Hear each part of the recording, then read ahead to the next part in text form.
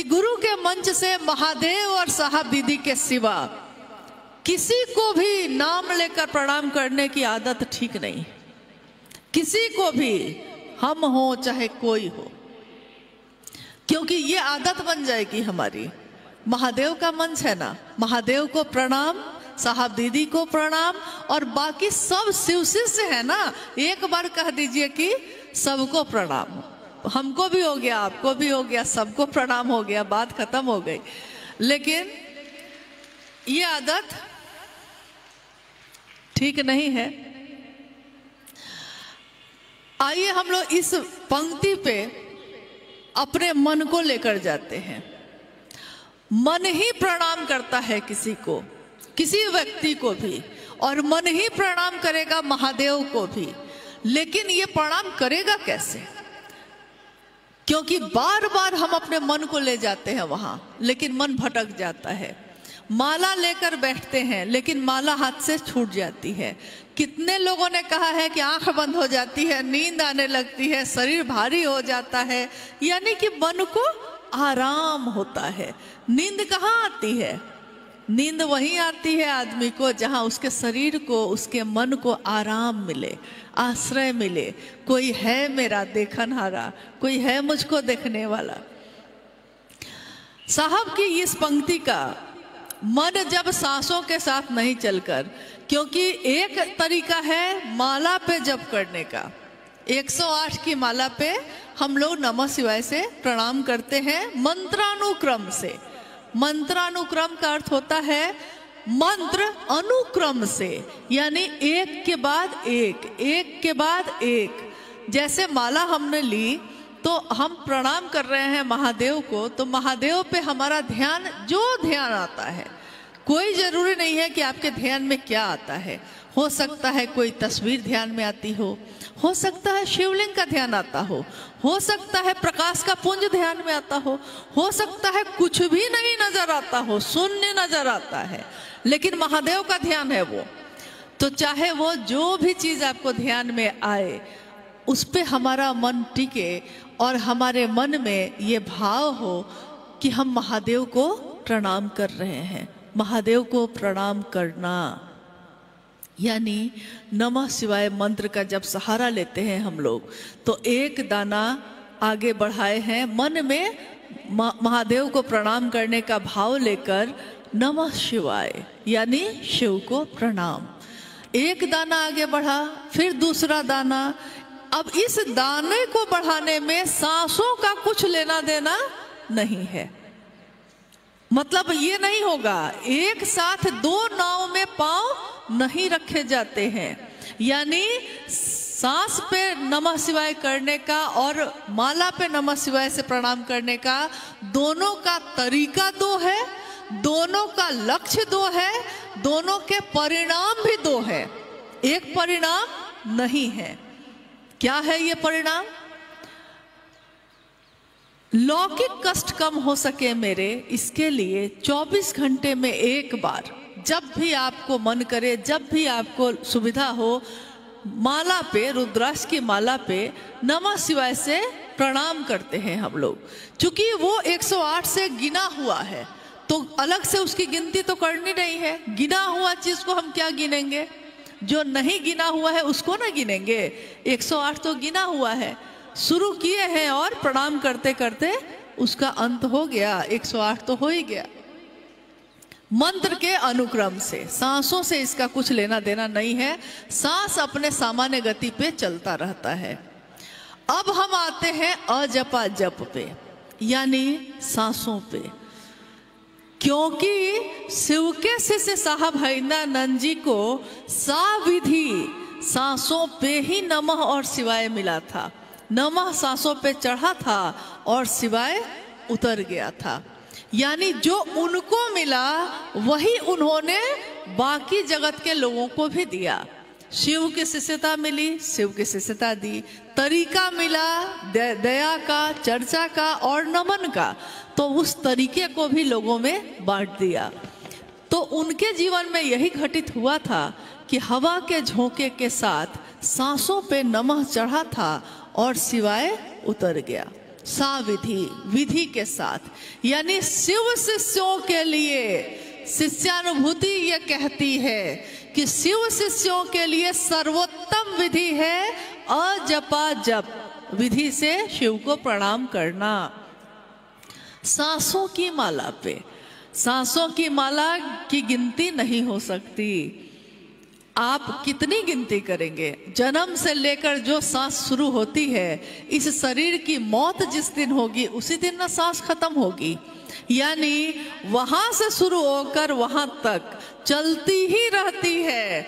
यहाँ तक कि कितनी बार आप अगर रात में सोते समय नमः अपने सांस पे चढ़ा लिए और शिवाय उतर रहा है, और ऐसा करते करते आपको नींद आ गई है, अगर ये आपकी अनुभूति होगी, ये हम सब की अनुभूति है कि अगर हमने सांस पे नमः चढ़ाया है और शिवाय उतर रहा है और ऐसा करते करते हम सो गए, तो जब सुबह में आंख खुलती है तो हम महसूस करते हैं कि नमः अभी भी चढ़ रहा है और शिवाय उतर रहा है। यानी सांसों की माला पे वो चल ही रहा था जब हम सोए थे तब भी। सांस की माला। और पंक्ति यहां साहब ने कही है कि मन से करना है प्रणाम, सांसों का सहारा लेकर करना है, सांस की सामान्य गति पे करना है। लेकिन इसके बाद उन्होंने ये बात कही कि मन जब अब सांस के साथ भी नहीं चल रहा है, सांस लेते हैं सांस छोड़ते हैं, इसके साथ भी अब नहीं चल रहा है और मन ठहर गया है। कहाँ? जिस मंत्र का हम मनन कर रहे हैं, जिस मंत्र का सहारा लेकर हम चल रहे हैं, हर उस मंत्र में उस देवता की ऊर्जा होती है, चैतन्य, यानी उस देवता की ताकत। नाम नहीं, शरीर नहीं, तस्वीर नहीं, प्रतीक नहीं, स्वयं वो देवता ही, स्वयं वो ऊर्जा ही। तो नमः शिवाय मंत्र में किसकी ऊर्जा है? स्वयं महादेव की। मन जब सांस के साथ भी अब नहीं है, सांस चल रही है लेकिन मन ठहर गया, कहाँ?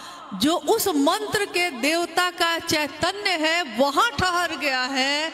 तो क्या होता है? साहब कहते हैं कि आपका मन जो है उसका सानिध्य अब उस चैतन्य से, यानी महादेव से ही होने लगता है। और जब आपका मन वहां ठहर जाता है, सांस चल रही है, शरीर जिंदा है, लेकिन आपका ध्यान अब शरीर पे भी नहीं, मन पे भी नहीं, आपको सुध बुध ही नहीं है अपनी।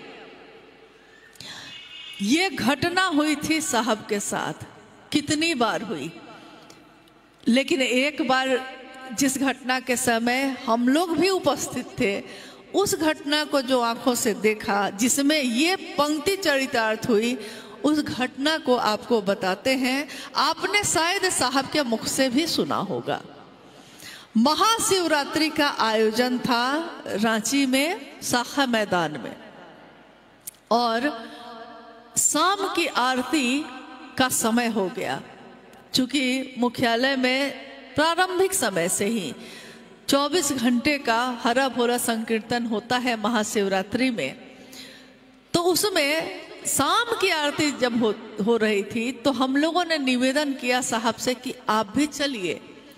तो अक्सर साहब जाना नहीं चाहते थे, लेकिन हम लोग बार बार जब आके अनुरोध करते थे तो वो उठकर आ जाते थे। प्रेम अधिकार भी ले आता है। बच्चा अपने पिता पे अधिकार समझता है। पिता कहते हैं नहीं करूंगा, बेटा कहता है चलिए ना, नहीं नहीं जाएंगे, तो पोती आके कहती है चलिए बाबा, और हाथ पकड़ के उठा के लेके चली जाती है। महादेव के साथ भी हमारा आपका यही रिश्ता है, और साहब दीदी के साथ भी ऐसा ही रिश्ता है। प्रेम तो अधिकार लाता है। साहब ने इनकार पहले किया, फिर जब जाके गौरी जो यहाँ बैठी है थोड़ी छोटी ही थी, चलिए बाबा, हाथ पकड़ कर लेकर उनको आ गई।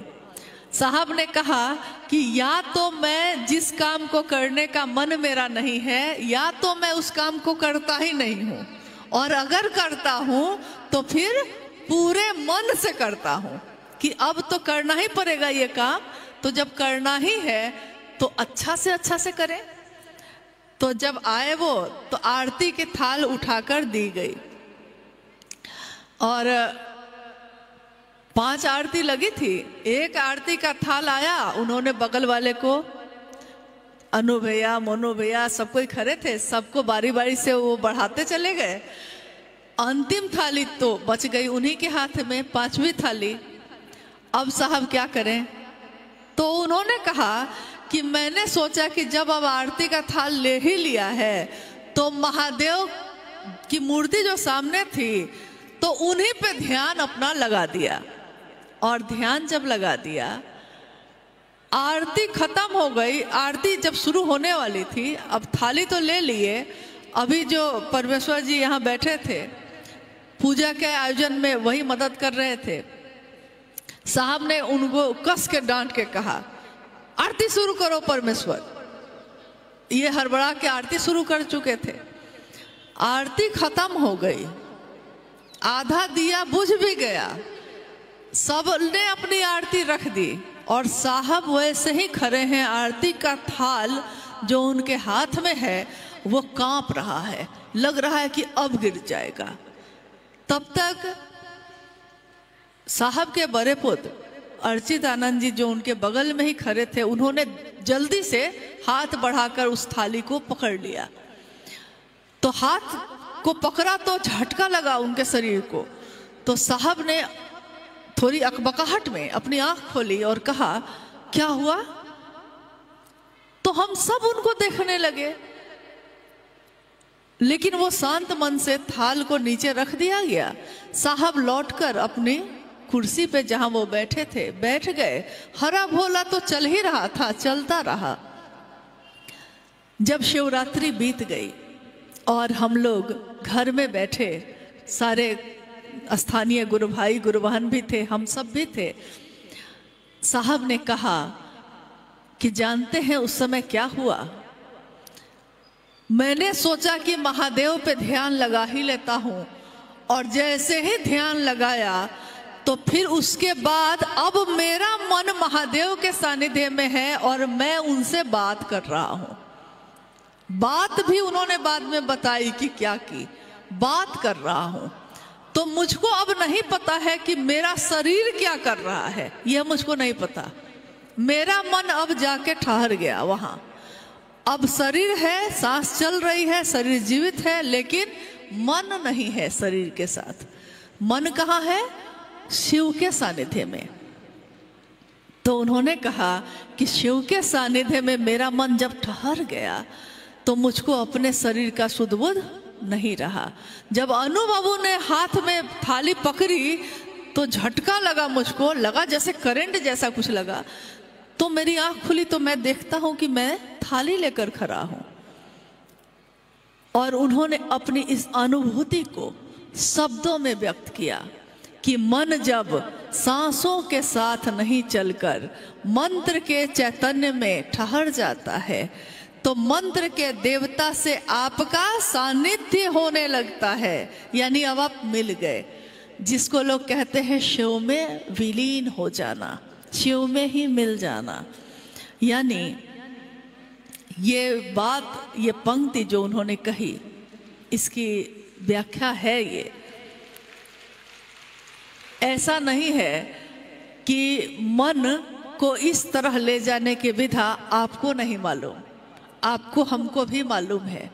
हमारे आपके जीवन में भी ऐसी घटनाएं हुई हैं, शायद अभी आपको याद नहीं है, लेकिन मैं अभी जब कहूँ तो आपको याद हो जाए, क्योंकि हम लोगों के साथ ऐसा हुआ है, आपके साथ भी हुआ होगा जरूर।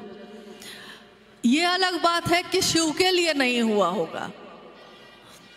कभी कभी ऐसा हुआ होगा आपके जीवन में कि अचानक कोई खबर आई, कोई आपका अत्यंत प्रिय व्यक्ति दुख में है, पीड़ा में है, या हॉस्पिटल में है, या आ रहा है, कुछ भी ऐसा हुआ होगा, अत्यंत प्रिय यानी दिल के करीब कोई है और आपको अब आपका मन उसी की याद में है। चूल्हा जलाया है आपने, चूल्हा आपका शरीर जला रहा है, मैं चूल्हा को जलाए, तावा चढ़ाए हैं, रोटी बेल रहे हैं और रोटी रखनी है तावा पे और रख दिया है आपने हाथ, याद ही नहीं। हाथ जला है तो आप हाथ को पीछे खींच के कहते हैं अरे ये क्या हुआ, नहीं। बैठे हैं दुकान पे, आ रहे हैं लोग, जा रहे हैं लोग, ध्यान मेरा उस आदमी पे है, कुछ ना कुछ ऐसा हो गया है। हो सकता है किसी ने बहुत गहरी बात कह दी है, मन में चोट लग गई है, अब दिन रात मन में वही व्यथा चल रही है, वही पीड़ा चल रही है, तो अब दिन रात ध्यान में वही व्यक्ति है, प्रेम में भी है और पीड़ा में भी है, अब वही उसी की बात याद आ रही है। घर में सब हंस रहे हैं, बोल रहे हैं, लेकिन आपकी आंखों से आंसू ही गिर रहे हैं, क्योंकि आपके मन से वो पीड़ा जा ही नहीं रही है, वो व्यथा नहीं जा रही है, ध्यान उसी पे है। बेटा कह रहा है माँ रोटी दो ना, उधर से दो ना, और आप पानी बढ़ा देते हैं। वो कहता माँ क्या कर रही हो, रोटी मांग रहे हैं, तो आप अकबका के कहते हैं अच्छा रोटी, हाँ हाँ दे रहे।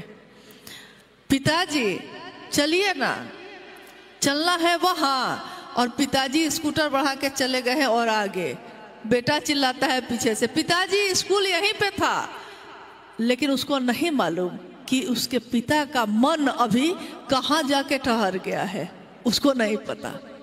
हमारे आपके जीवन में इस तरह की घटनाएं हुई होंगी जरूर, कभी न कभी, जब आपका मन भी आपके शरीर से हट के कहीं तो किसी के ध्यान में टिक गया होगा।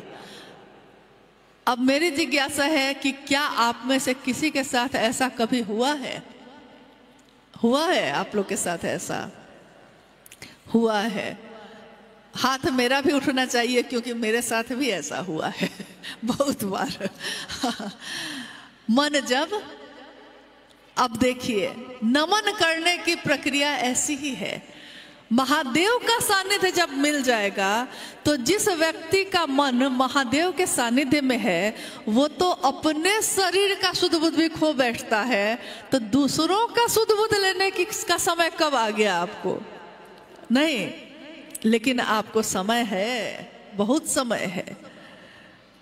आज महादेव की दया से इस जगत में हम और आप और हमारे जैसे करोड़ों लोग महादेव को अपना गुरु बना के चल रहे हैं। ये आनंद, ये आह्लाद, ये शिव गुरु की शिष्यता जो हमारे जीवन में आई है, हमारे दिल में आई है, ये पहले तो नहीं थी, हमारे पास नहीं थी। ये निधि जो मिली है हमको, जब भी हम दुनिया को देखते हैं, जैसा अभी भाई सतीश जी जब अपने जीवन की अनुभूति बता रहे थे, कितनी सही पंक्ति है कि दुनिया में इतना गम है। ये दुनिया जो है, जब दुनिया में आप निकलिएगा ना, तब आपको लगेगा कि हम सोचते हैं अपने घर में बैठे बैठे हम ही बहुत दुखी हैं। चार आदमी आपको कह दिया कुछ तो आप दिल्ली के इस कोना से उस कोना में जाके 10 आदमी के सामने इस बात को कहने लगते हैं, आंखों से आंसू बहने लगते हैं, घर में बंद हो जाते हैं, अब तो चर्चा में जाएंगे ही नहीं। व्यक्ति भारी हो गया, महादेव हल्के हो गए।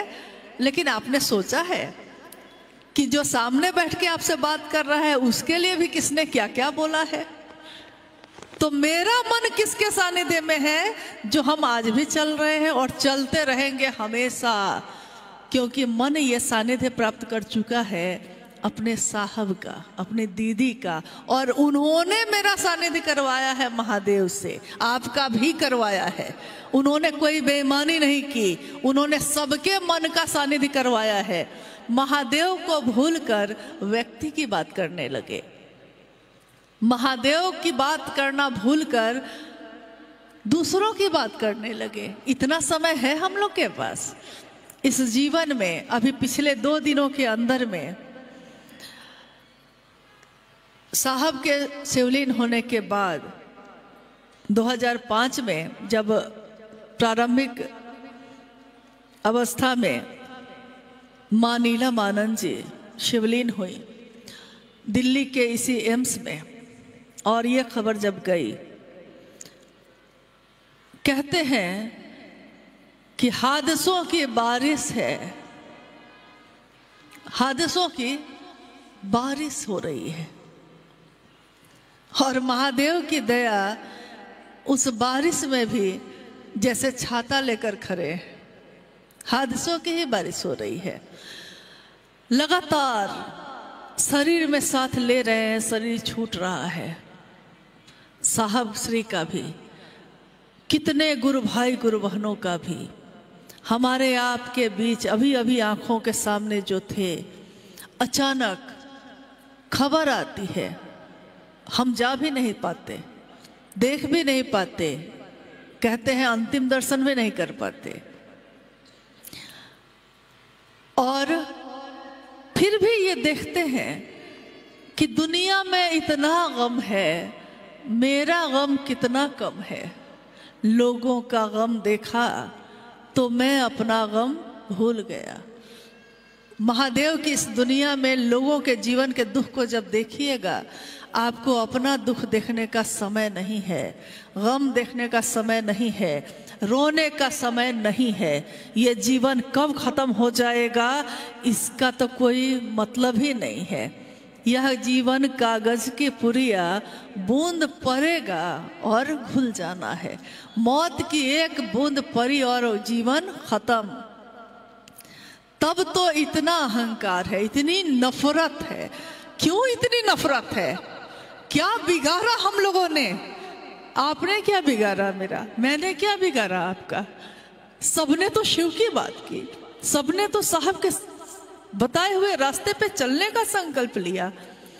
और इससे तो कहते हैं ज्ञान की धाराओं का जब संगम होगा, ज्ञान की धारा किसी के भी हृदय से फूटे, आपके हृदय से, साहब के, मेरे, उनके, इनके, ज्ञान की धारा जो विशुद्ध प्रेम की है, ईश्वर की है, उसका मिलन जब होगा तो वो तो उसमें तो मिलन होता है, उसमें संघर्ष नहीं होता। संघर्ष तो नफरत में होता है, प्रेम में संघर्ष कैसे हो सकता है? यानी हमने कहीं ना कहीं भूल की है, हमसे कहीं ना कहीं कुछ गलती हुई है। थोड़ा अकेले अपने साथ बैठिए। हर गुरु भाई गुरु बहन के लिए कहते हैं, अपने लिए भी ये कहते हैं, अकेले बैठिए और सोचिए, अपने जीवन को देखिए। जिस तरह उस दिन आरा के शमशान में बैठकर, गांगी शमशान में बैठकर हमारे साहब श्री ने अपने जीवन के पिछले 14 वर्ष को देखा था, और उन्होंने देखा कि हासिल कुछ भी नहीं है, हाथ खाली के खाली हैं, और उन्होंने अंतिम शरण ली थी शिव की। हम आप जिसने भी शिव को अपना गुरु बनाया है, हम भी अपने जीवन के उस समय से लेकर जिस दिन हमने शिव को अपना गुरु बनाया था, उस दिन से लेकर आज तक के जीवन को अपने देखें और ये सोचें, क्या पाया, क्या खोया, पाया क्या है ये सोचिएगा। और अगर नहीं पाए हैं तो पाने की कोशिश करिए। खोने के लिए कुछ भी पास में नहीं है। खोने के लिए तो दुनिया में खोना ही खोना है, पाना कुछ नहीं है। एकमात्र महादेव को पाकर ही हमारा मन सुख का अनुभव कर सकता है, आनंद का अनुभव कर सकता है। उनको पाने की कोशिश करिए। कोई किसी को पसंद नहीं करता, कोई बात नहीं। क्या साहब को सारे लोग पसंद करते थे? क्या महादेव को पूरी दुनिया के लोग पसंद करते हैं?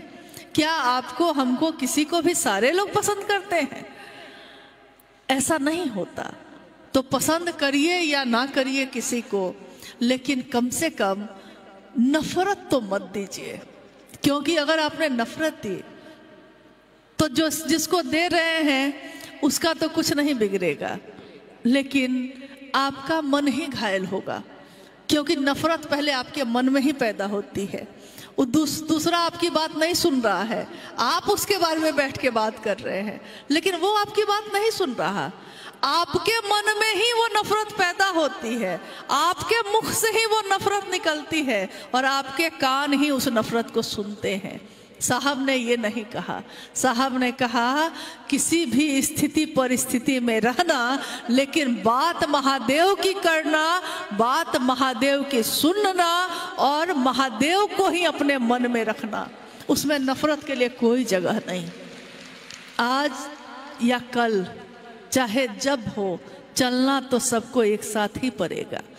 जितनी जल्दी हम लोग इस बात को समझ लें उतना अच्छा है।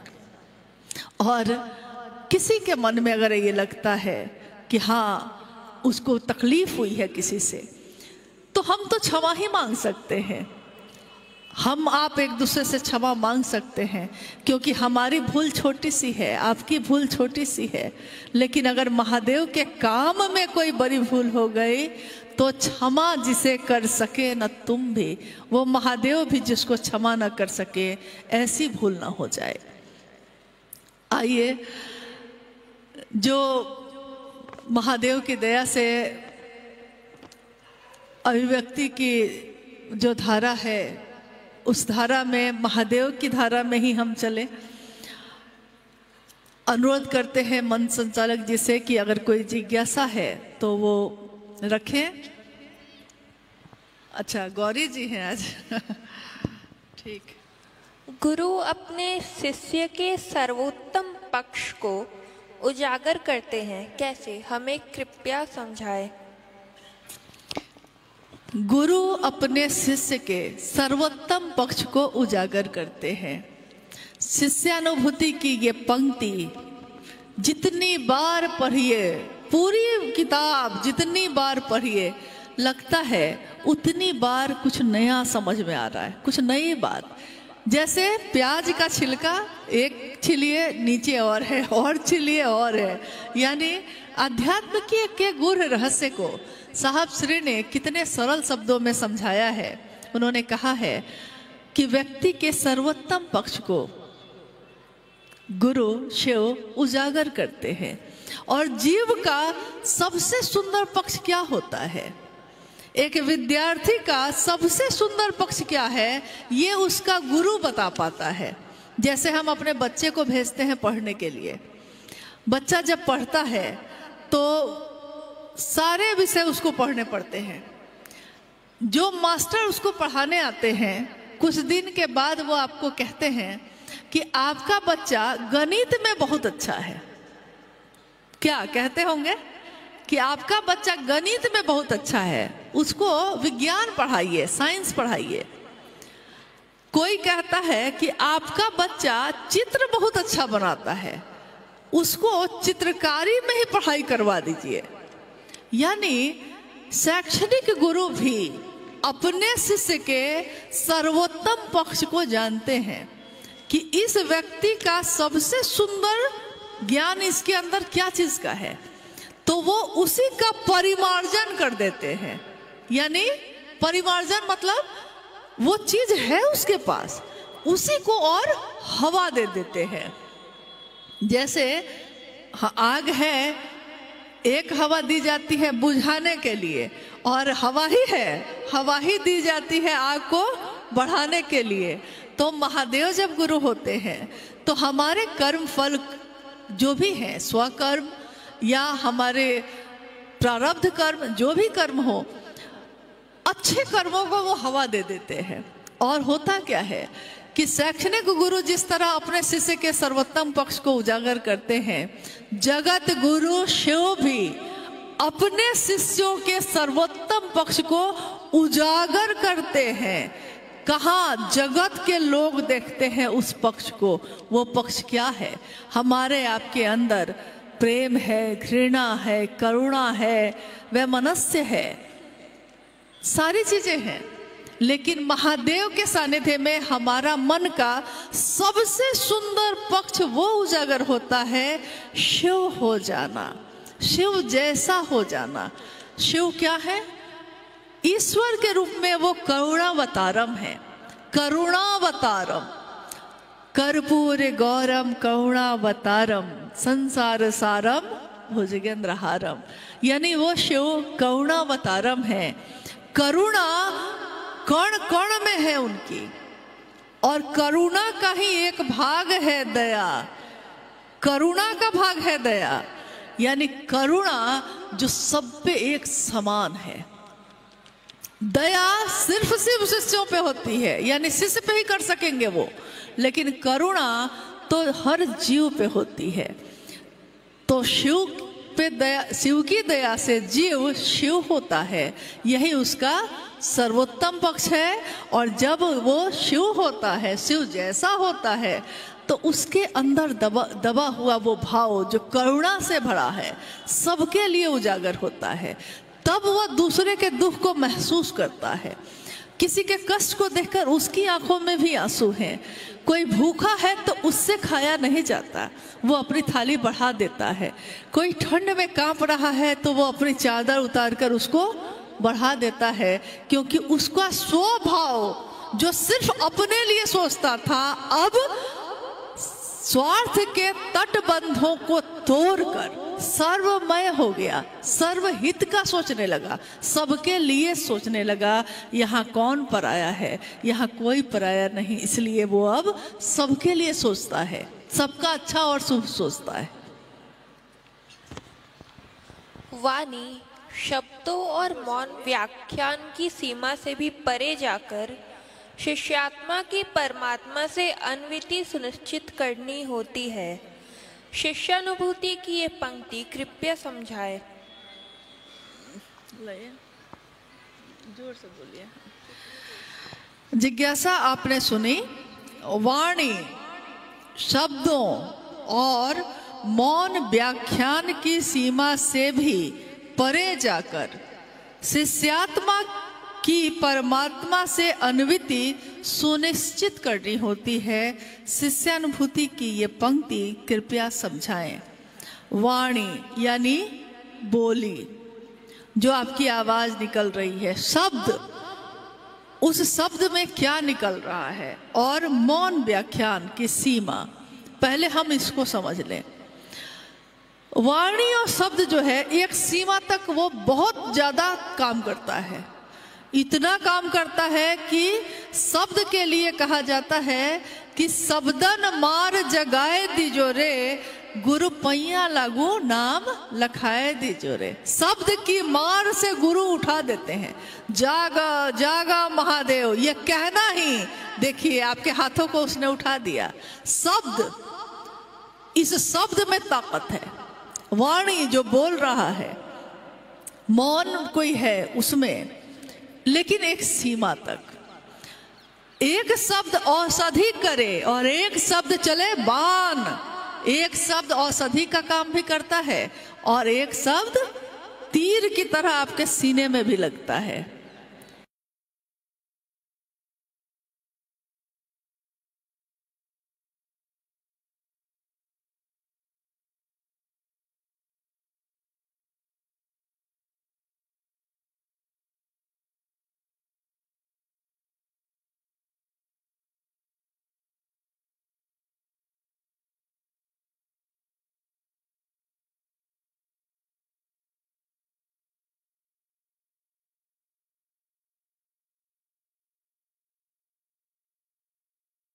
अल्लाह का सातिर है, शब्द है ये, लेकिन उसके इस शब्द को सुन के आपको चोट लगती है और आपकी आंखों से आंसू बहने लगते हैं।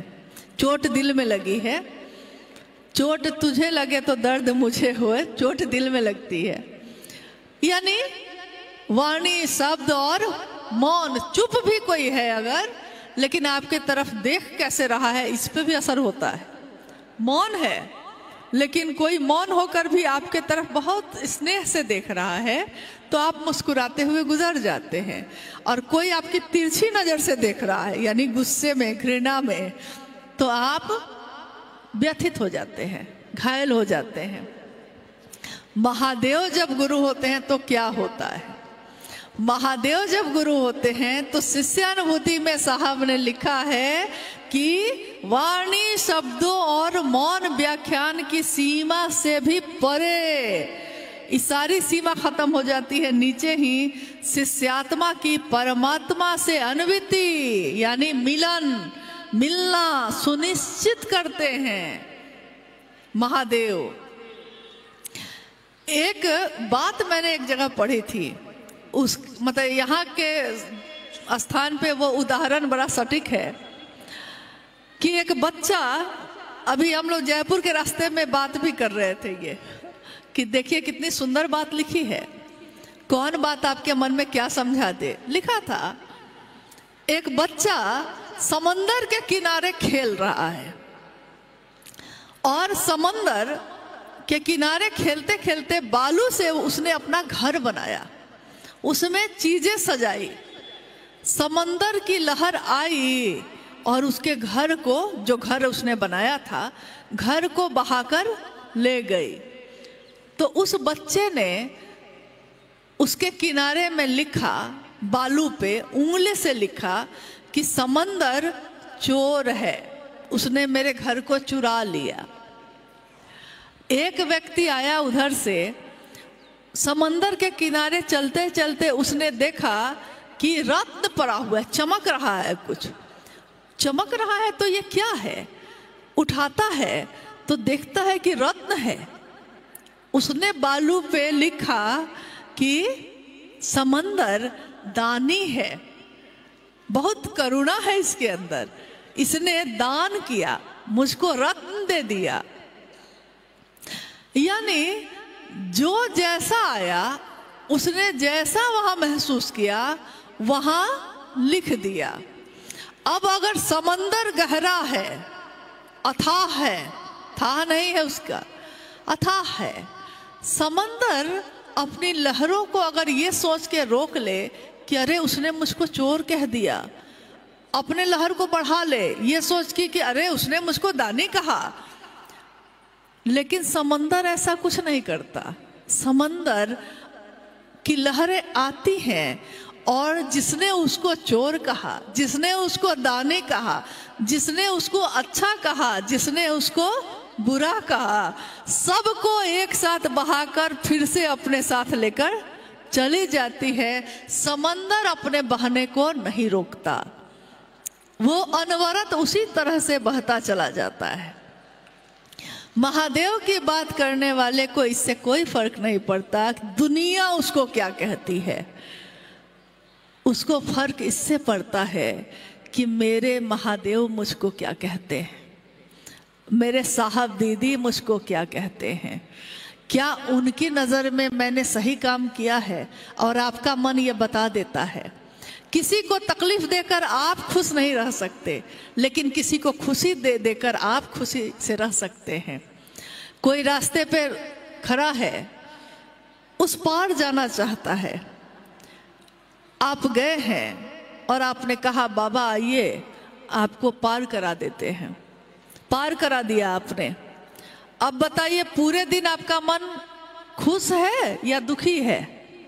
आपने बस इतना ही किया है, किसी की इतनी सी मदद की है, मदद यानी दूसरे को कुछ सुख पहुंचाया है, किसी भूखे को खिला दिया है, कुछ सुख पहुंचाया है। आपकी बोली से भी बहुत लोग सुख पहुंचाते हैं, बोली से मोहिनी होती है किसी किसी की बोली में, वो बोली से ही आपको खुश कर लेगा।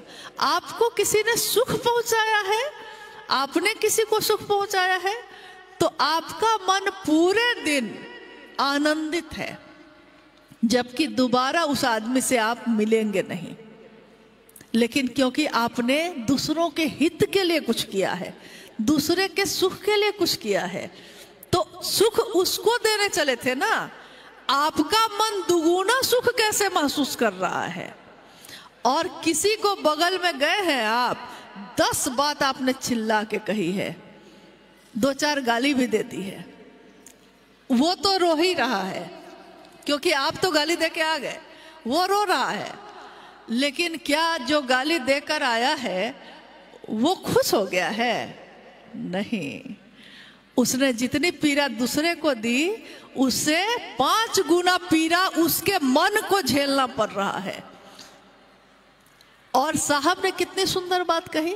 उन्होंने कहा कि दूसरों को शिव से बनाओगे तो खुद बनोगे, दूसरों को शिव के लिए प्रेरित करोगे तो खुद शिव के पास पहुंचोगे। देखिए यही विज्ञान वहां भी काम कर रहा है कि दूसरे को पहुंचाइए ताकि खुद पहुंच सकिए, दूसरों को शिव की बात याद दिलाइए ताकि आपके मन को भी शिव याद आए।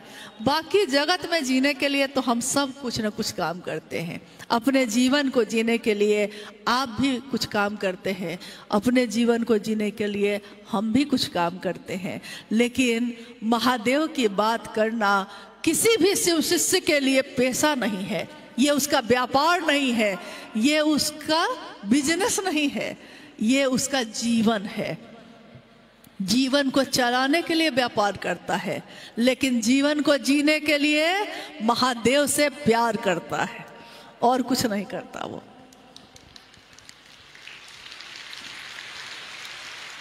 हो गया बेटा? और है, जोर से बोलिएगा। शिव चर्चा 2 धारी तलवार है, कैसे? कृपया समझाएं। अभी अभी जो बात मैंने कही कि दीजिएगा दूसरों को चलेगा आप पे भी, जो चीज दीजिएगा दूसरे को वो मिलेगा आपको भी। तो शिव था ना, शिव चर्चा, हाँ शिव चर्चा 2 धारी तलवार है। ये पंक्ति आजकल बड़ी पॉपुलर हो गई है, मतलब प्रसिद्ध हो गई है। इस पंक्ति की व्याख्या अलग अलग लोग अलग अलग तरीके से कर रहे हैं। किसी भी पंक्ति या किसी भी शब्द को समझने के लिए पहले उसके बारे में समझना होगा जिसने ये बात कही है, क्योंकि पंक्ति जिनकी है उनके भाव से ना देखना होगा उन्होंने किस भाव से कही ये बात, नहीं, उन्होंने किस भाव से कहा है। एक बार साहब ने कहा कि गाड़ियां आ रही थी और जो गाड़ी की देखभाल यातायात देख रहा था उसको कहा गया, मतलब कहानी ये अकबर बिरबल की है, सच्चाई ये है, ये अकबर बिरबल की कहानी है। और साहब ने एक दिन जब हम लोग बैठे थे तो इस बात को कहा था, बाद में शिव चर्चाओं में भी कभी कभी कहा उन्होंने। उसमें बिरबल ने यातायात जो चल रहा था वहां लोगों को कहा कि गाड़ी जो आएगी उसको रोकना मत, जाने देना। पंक्ति आपने सुन ली, रोकना मत, जाने देना। बिरबल ने कहा कि रोकना मत, जाने देना। जो यातायात देख रहा था उस तक पहुंचते पहुंचते ये पंक्ति, कॉमा फुल स्टॉप का कितना महत्व होता है, ये पंक्ति बदल गई। उस तक पहुंचते पहुंचते पंक्ति पहुंचाने वाले ने कहा कि बिरबल जी ने कहा है कि रोको मत, जाने देना। वाक्य वही है, रोको मत, जाने देना, वाक्य तो वही है, खाली कॉमा बदल गया। रोको मत, जाने देना, अर्थ का अनर्थ हो गया कि नहीं? वही कुछ हो गया है। सारे लोग तो नहीं, क्योंकि साहब ने कहा मेरी बातों को समझने के लिए दिल से पढ़ोगे तो समझ जाओगे और दिमाग से तो कभी भी समझ नहीं पाओगे। तो जो भी बात साहब ने कही है, लिखी है, उसको दिल से ही पढ़ना होगा, दिल से ही सुनना होगा और उनके नजर से देखना होगा कि उन्होंने क्या कहा। शिव चर्चा 2 धारी तलवार है, ये बात उन्होंने कही। यानी शिव की चर्चा में स्वयं जो शिव की चर्चा कर रहा है वो भी है और समूह जो शिव की चर्चा सुन रहा है वो भी है। शिव की चर्चा शिव के शिष्य सिर्फ इसलिए करते हैं ताकि स्वयं का मन भी और समूह का मन भी, दोनों का मन शिव भाव से आप्लावित हो जाए, शिव भाव से भर जाए। मेरा मन अगर नहीं भरा तो आपका कैसे भरेगा? आपका मन नहीं भरा यानी मैंने दिमाग से शिव चर्चा की है, दिल से नहीं की है। यानी शिव चर्चा दो धारी तलवार है, एक ऐसी तलवार जो दोनों तरफ काटती है, दोनों तरफ असर डालती है, स्वयं को भी, बोलने वाले को भी, और जो सुन रहे हैं उनको भी, दोनों को एक साथ शिव भाव से भरती है। तभी शिव की चर्चा का उद्देश्य पूर्ण भी होता है। तो साहब की बातों को पढ़िए, सुनिए और लोगों को बताइए, लेकिन उसके अनुसार जिसने ये बात कही है। कभी भी आपने सुना होगा कि अनुशासन की बात जब होती है, हम कहते हैं कि मेरा मन है, हम शिव चर्चा में ऐसा करेंगे, मेरा मन, हम इन लोगों को जोड़े हैं, मेरा मन है कि यहाँ शिव चर्चा कैसे होगी, मेरा मन कौन आएगा, मेरा मन कौन नहीं आएगा, जैसी बहुत सारी बातें हम लोग करते हैं। और शिव चर्चा में जैसा अक्सर जिज्ञासा भी आती रहती है कि कभी कोई जगह पे नाच होने लगा है, कहीं सिर्फ भजन होता है, या कहीं और भी तरह की चीजें होने लगती हैं, कहीं कहीं, हर जगह नहीं। इसको समझना होगा कि जिस भी काम को हम अपने जीवन में करते हैं वहां हम ये दिमाग नहीं लगाते कि हम अपने अनुसार करेंगे। अगर आप किसी कंपनी में काम करते हैं, जैसे ही उस कंपनी के दरवाजे के अंदर जाते हैं आप, अब वो कंपनी जो कहती है आप उसी के अनुसार पूरा दिन बिताते हैं कि नहीं? क्यों? आपको पान खाना पसंद है, आपको हो सकता है और भी कुछ करना पसंद होगा, लेकिन वहां आप ऐसा नहीं करते, क्योंकि कंपनी का अनुशासन ये कहता है कि आपको ये चीजें नॉट अलाउड नहीं है, मतलब ये निषेध है, निषेध यानी ये चीजें आप नहीं कर सकते। उस कंपनी के पूरे परिसर में आप ये काम नहीं करते। शरीर बीमार हो गया है, डॉक्टर से दिखाने गए हैं, डॉक्टर के यहाँ जाइएगा, बाहर बोर्ड पे लगा है शोरगुल ना करें, कृपया अपना मोबाइल ऑफ कर लें, साइलेंट कर लें। अब आप बताइए, आप ऐसा करते हैं कि नहीं? करते हैं कि नहीं? नहीं करते हैं? करते हैं हाँ करते हैं। यानी हर जगह अनुशासन में रहने में हमको कोई दिक्कत नहीं है।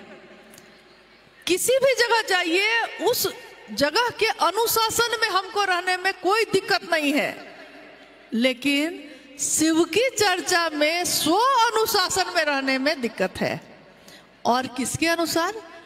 शिष्य वही जो सीखना चाहे, शिष्य वही जो गुरु के आदेश अनुसार करता हो। गुरु की दया तो वैसे ही मिलती है। शिष्य वही जो, शिष्य शब्द ही बना है शासन, प्रशासन, अनुशासन, यानी जिसमें गुरु का अनुशासन चलता है। अब महादेव गुरु हैं और शिव चर्चा हम कहीं भी दुनिया में अगर करेंगे तो महादेव की परिधि में रह के ही करेंगे ना। तो महादेव की परिधि में रहने वाले लोग मेरे महादेव को क्या पसंद है, महादेव ने क्या चाहा है, ये सोच कर करेंगे, तब ना शिव की चर्चा की सार्थकता होगी। क्योंकि दुनिया आपके रूप में, मेरे रूप में, सबके रूप में शिव को देखती है। शिव की शिष्यता अपनी पावन धारा के साथ बह रही है, अविच्छिन्न।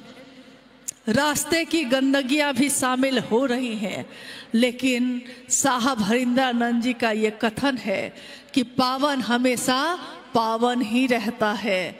रास्ते की लाख गंदगियां उसमें शामिल हों, लेकिन मूल धारा हमेशा अपने उद्देश्य की तरफ चलती रहती है। गंगा जब निकलती है, पतली सी धारा है, कोई ताकत नहीं। जैसे जैसे जगत में बढ़ी है उसका विस्तार हुआ है, और जब समंदर से मिलती है तो अपने पूर्ण यौवन पे मिलती है, पूर्णता पे मिलती है। तो महादेव की शिष्यता भी हमारे आपके दिलों में प्रवेश करके आगे बढ़ रही है, और एक दिन इस संसार में रहने वाले लोगों के द्वारा शिव की तरफ बढ़ती रहेगी, शिव से मिलती रहेगी। अपनी पूर्णता में शिव अपने शिष्यों में अपना शिष्यत्व उतारें। और साहब श्री का ये कथन कि मैं शिव का शिष्य हरिंद्रानंद अपने गुरु शिव से साष्टांग ये प्रार्थना करता हूं कि शिव शिष्यों का मन शिव की दया की अतल गहराइयों में समाहित होता ही रहे। ये मेरा अपने गुरु शिव से साष्टांग प्रार्थना है। ये शिव के शिष्य साहब हरिंद्रानंद जी का कथन है। तो हमारा आपका मन शिव की दया की अतल गहराइयों में डूबता ही रहे। प्रेम डूबते रहने की विधा है। महादेव की दया ऐसी बनी रहे, हम सबका जीवन शिवमय हो, सुखमय हो। और आज का ये कार्यक्रम जो आप सब ने अथक परिश्रम से आयोजित किया है, मेरी याचना है अपने गुरु शिव से, अपने साहब और दीदी से, हमारे मन में फैले अंधेरे को वो दूर करें और उसमें अपने ज्ञान की रोशनी उतारें, ताकि हम अपने जीवन के लक्ष्य को देख सकें और उस पर चल सकें। वही गति देते हैं, वही चलने का रास्ता दिखाते हैं और वही मंजिल तक भी पहुंचाते हैं। तो आप सभी के चरणों में मेरा प्रणाम है, आप सबको मेरा प्रणाम। हेलो हेलो, आइए हम निवेदन करना चाहेंगे भाई सुरेंद्र जी से, और उससे पहले भाई प्रभात जी एक भजन आप अपने गुरु के चरणों में अर्पित करने का कष्ट करेंगे। भाई प्रभात।